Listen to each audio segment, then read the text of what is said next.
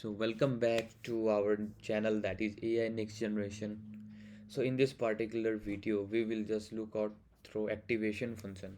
What is activation function and their function of that particular, why we are using activation function in the deep learning. And this is activation function is the one of the most important topic of the deep learning. Even whenever you want to deal with particular, there are many type of activation function. There is, you will just whenever somewhere is just directly jump to the coding part without understanding what the activation function it is doing, and they are just writing the 10h, or it is ReLU activation function, sigmoid activation function, but what they are doing in the backend part, you should must understand that thing before moving to the coding part. So we will go through all the coding path in details for this particular activation function, and in this particular video you will just understand how we are using activation function and what are the important of the activation function and which particular activation function we are using in which layer. Okay, so yeah, so this is about the brief about the activation function. So the two main important points of the activation function is, whenever you are just building a deep learning model, you should consider that you want to introduce nonlinearity in the network. So with the help of activation function you can just do that one, because whenever you are just providing the images or the data set, they are highly nonlinear data set in the real world. Okay, so you will not find linear data set anywhere in the real world. They are all nonlinear data set. Okay, so what you have to do, you have to just introduce some nonlinearity in the network. For that you have to use activation function, and there are variety of activation function we will discuss. And the second most important things is that which particular neurons will fire or not fire, it's depend upon the activation function. So whenever you are just defining the activation function in hidden layer or in the output layer, so which particular neurons will fire, its fire means which particular neurons should be propagate to the next layer. So which particular neurons you deactivate that particular neurons and you don't want to propagate to the next layer. Okay, so there are variety of things why we are using activation function, and it is really important topic of the deep learning, that is the activation function. Okay, so before starting, we should you should know types of activation function. So there are basically the five types, six types. There are many n types of activation function, because everyday scientists they discover some related to, they're just doing tuning that particular activation function, and they develop the particular new activation function and they name that. So I think you should know only the from the starting point. You should know only the three activation function that is the most used in the deep learning. But today we will just go through the all five activation function. But whenever you will use in the real world scenario, even in the whenever you are dealing with the starting, whenever you start as a fresher or you have experienced something, but you will use sigmoid activation function that offense, that also you have rectifier function, that is ReLU. And the third thing is the like software activation function, that we will discuss on the loss whenever we will just learn about the categorical clause entropy. At that particular video we will go through that particular, okay, the software activation function. So this was the overview of the activation function. So where we are using activation function, so activation function we are using in the hidden layer and in the output layer. Why? So because all the computational, whenever you are just calculating, so you all the calculating part it is happening in the hidden layer, that is hidden from us. Already we have discussed about the layers in the previous video, so that you should must go through if you don't know about the hidden layer, what the importance of the hidden layer in the particular network.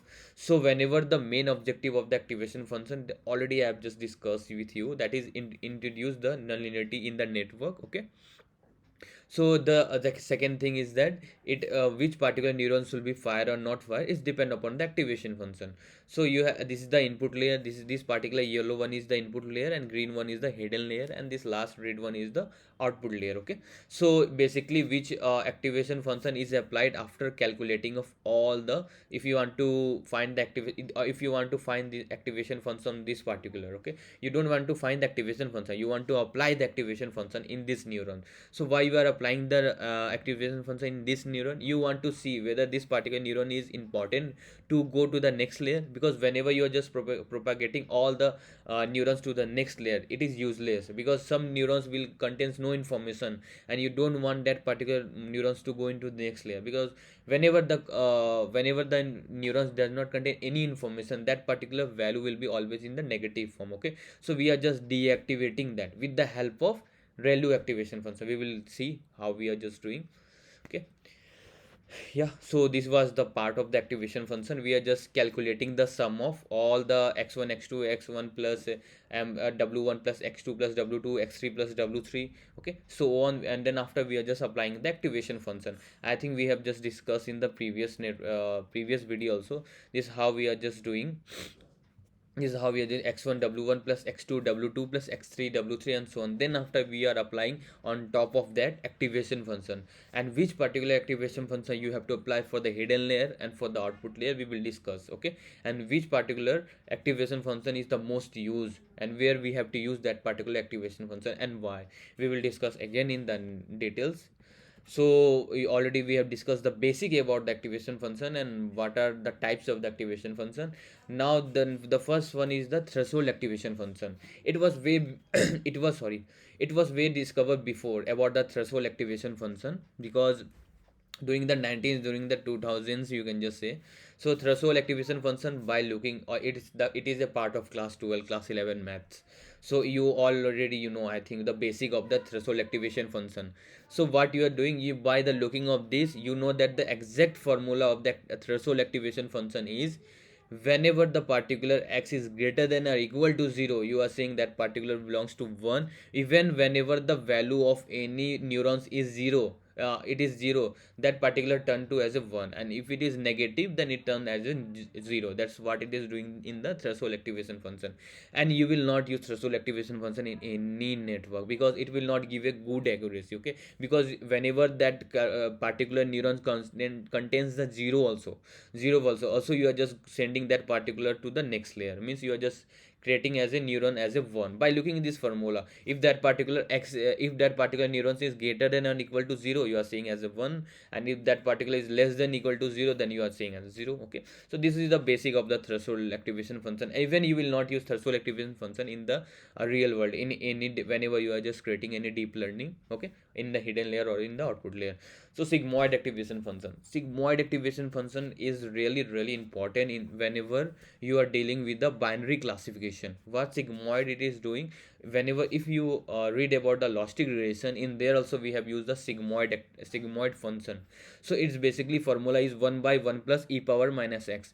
Its range is between 0 to 1. It's only do it convert all the value in the probability form, means it's from 0 to 1 in the probability form. Okay, so basically sigmoid activation function always we use in the output layer. You should keep in mind that sigmoid activation function we are always using in the output layer. Why we are using? Because whenever whenever that particular neurons is firing or not firing, you have in the output layer, you will have only one neurons whenever you are dealing with the binary classification, and you are using sigmoid activation function. Means you are just if you are just, suppose you are just want to classify between a cat and dog. Okay, so you are just taking 0.5 as a threshold value. You are just taking 0.5 as a threshold value, and you are saying above 0.5, you are saying as a that particular if the neurons in the output layer has a one neurons only, if that particular neurons value come above the 0.5, you are saying that particular belongs to dog. Okay, image that belongs to dog. If that particular threshold value less than 0.5, you are saying that particular belongs to the cat. So this is how sigmoid activation function works. Okay, even the derivative of the sigmoid activation function during the back propagation to update the weight, so its range will be 0 to 0.25. Okay, so this is how activation function works. Okay, we only use activation sigmoid activation function basically in the output layer. Okay, so this was the basic. Then we will move to the ReLU. is the one of the most, like 99% you will use in the hidden layer. Okay, you will not use in the output layer, because in the output layer you want everything in the probability form. The more the probability form, the more that particular neurons will fire. That is the output. But in the hidden layer, you want only to deactivate that particular neuron that contain no information. That is meaning that contains negative value. Okay, that particular neurons you want to deactivate. You don't want to propagate to the forward. Okay, because that neurons is a useless. It only increase the burden to that particular neurons and particular model, and increase the complexity of that particular model. So you don't want that one. Okay, computational complexity, you can just say. So ReLU is, by saying, you can just say its basic range is basically its max of x to 0, means whenever any value less than 0, even the 0, that particular neurons become 0.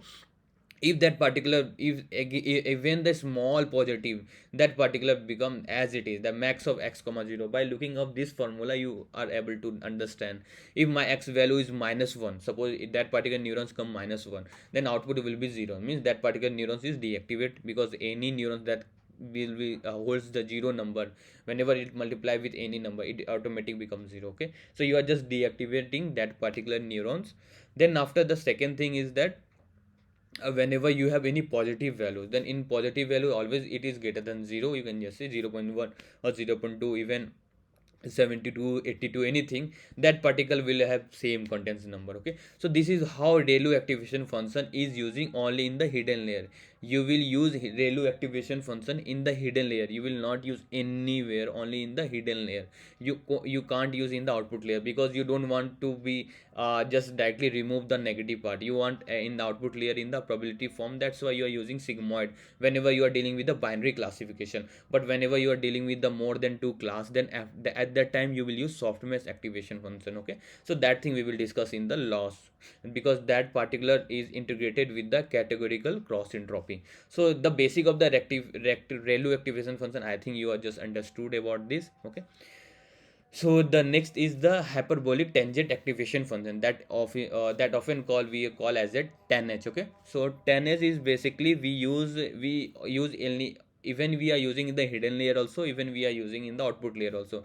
But tanh basically we are using in the RNN section. So whenever you will learn about the LSTM, long short term memory, or recurrent neural network, at that time you will find everywhere tanh. So here just I mean to explain that the basic formula of the tanh is 1 by 1 minus e power minus 2x. Okay, but divided by 1 plus e power minus 2x. That is the basic formula of the tanh. Okay, its range is basically from 0 to 1 and 0 to -1. So basically it says that -1 to 1 is basically its range of this particular tanh. Okay, so often we are not using, whenever you are dealing with the image or any particular data, you are just using, at that case even you are not using that much of tanh activation function as compared to the sigmoid or softmax activation function or ReLU activation function. Okay, so this was the basic of the tanh activation function. And now we will jump to the linear activation function. Linear activation function already you know, because when it's like y equal to mx plus c, it's usually whenever you are using linear activation function in the deep learning model, indirectly you are just converting all the hidden layer, every layer, into a linear. So combination of all the linear equal to linear, what you are doing. So you don't want that particular thing, because you want to create the model into a nonlinear data. Okay, because your data set is a nonlinear, so you want to convert that particular model to a nonlinear model. Okay, so for that, every time, like ReLU and even tanh, hyperbolic, we all seen they are the nonlinear activation function. This is a linear activation function. You will not use anywhere linear activation function in the deep learning, because you don't want to convert your model into linear regression. That's what you are just doing. Okay, so this was the all the brief introduction of the linear activation function, or software function, or sigmoid activation function, ReLU activation function. Again we will go through more detail about this whenever we will do the coding part.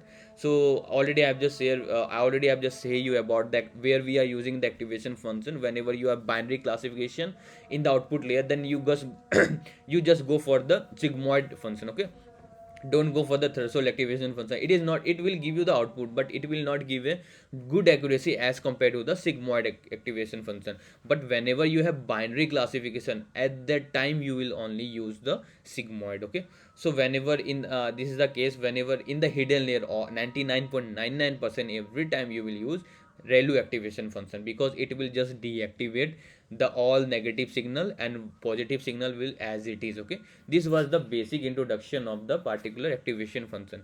So even you can just go through my website. This is my website where I will just provide the link in the description in this video about the activation function. I have just written activation function in the in deep learning in details in my website, so you can just go through about what activation function in more detail. Like for the notes you can just prefer this one. Even we will see in much detail whenever we will do the coding. Okay, so what is activation function, the type of activation function. I have additionally used step function, so that does not, it is not compulsory to use the step function, because already you know about the step function. So and linear, a linear function and what their drawback. Sigmoid activation function already I've explained. 10s activation function, ReLU activation function, and there is also one concept of the leaky ReLU activation function. So it's basically that is like whenever you have y equal to ax, this is the formula, the parametric formula, parametric ReLU it is called. So it y equal to ax means particular parametric ReLU means you can just provide any a value, but whenever it is fixed, like a value is 0.01, so that particular ReLU activation function is called a leaky ReLU activation function. Why? Because see why we are using somewhere leaky ReLU activation function, because whenever you have in the hidden layer, whenever any neurons come value that is close to zero, like minus 0.0001, even that particular you want to deactivate that neurons with the help of ReLU, but that particular neuron contain at least 0.1% any information it contains. Okay, so that is really close to zero, that particular neurons you don't want to deactivate. Okay, at that case you are using leaky ReLU activation function. Okay, this is what we are using. Even I explain you what are nonlinear activation function, like linear data set. Okay, so you can't separate any real world data set with the help of straight line. This is you can't separate. Okay, so this was the basic about the activation function. So in the next video we will again jump to the coding section. Even we will explain about the loss and why, how the neural network works from the basics to the particular, from forward propagation to the backward propagation, how they are just working on. Okay,